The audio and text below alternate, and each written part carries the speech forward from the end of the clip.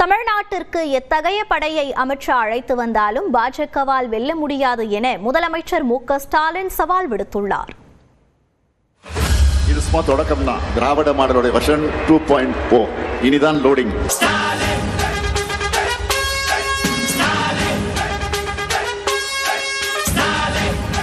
திருவண்ணாமலையில் திமுக இளைஞரணி வடக்கு மண்டல நிர்வாகிகள் சந்திப்பு கூட்டம் பிரம்மாண்டமாக நடைபெற்றது.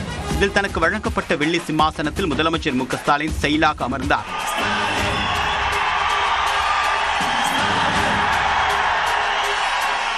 பிறகு பேசிய முதலமைச்சர் மு.க. ஸ்டாலின் தாழ்ந்த தமிழகமே என்று கவலைப்பட்ட காலத்தை மாற்றி திரும்பி பாருங்க தமிழ்நாட்டை என்று சொல்லும் காலத்திற்கு வந்துள்ளதாக கூறினார்.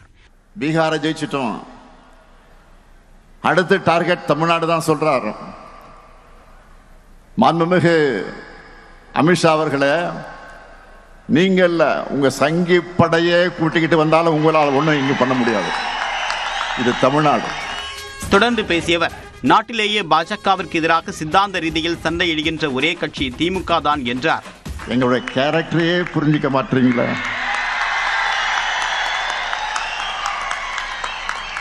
அன்போடு வந்தா அரவணைப்போம், ஆணவத்தோடு வந்தா அடிபடைய மாட்டோம், எதிர்த்து நிற்போம்.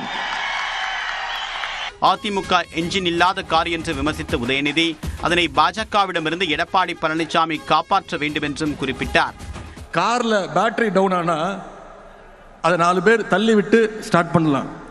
ஆனா கார்ல இன்ஜினே இல்லைன்னா எவ்வளவு தள்ளினாலும் அது ஸ்டார்ட் ஆகாது.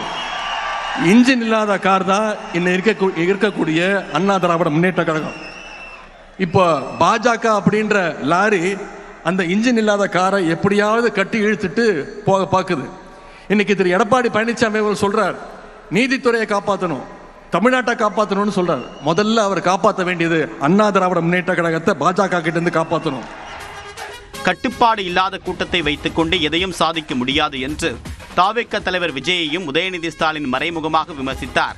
கட்டுப்பாடு இல்லாம 1 லட்சம் இல்ல 1 கோடி இளைஞர்களை திரண்டாலும் அதனால யாருக்கும் எந்த பயனும் கிடையாது. அப்படிப்பட்ட கட்டுப்பாடு இல்லாத கூட்டத்தை வச்சுக்கிட்டு யாராலையும் எதையும் சாதிக்கவும் முடியாது. யார் வேணாலும் இடையில வரட்டும் போகட்டும், அதை பத்தி நமக்கு கவலை வேண்டாம். வானவில் பார்க்கறதுக்கு ரொம்ப அழகா இருக்கும், கலர் கலரா இருக்கும், அதை பார்க்கறதுக்கு மக்கள் கூடுவாங்க. ஆனா அது நிச்சயம் நிரந்தரம் கிடையாது. உதயசூரியன் மட்டும்தான் நிரந்தரம்.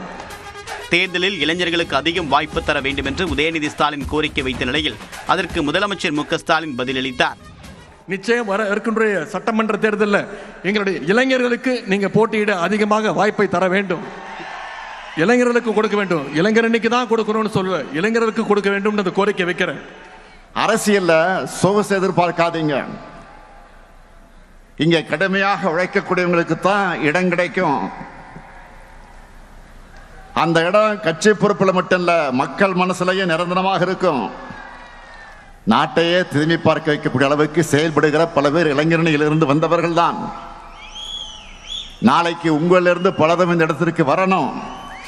இந்த நிகழ்ச்சி தொடர்பாக தன்னுடைய எக்ஸ் பக்கத்தில் பதிவேற்றக்கூடிய முதலமைச்சர் மு.க. ஸ்டாலின், எதிரிகளுக்கும் உதிரிகளுக்கும் முதலில் கொடுக்கக்கூடிய திமுகவின் இளம் பட்டாளம் ஓய்வை மறந்து உழைக்க வேண்டும் என்று அறிவுறுத்தியுள்ளார்.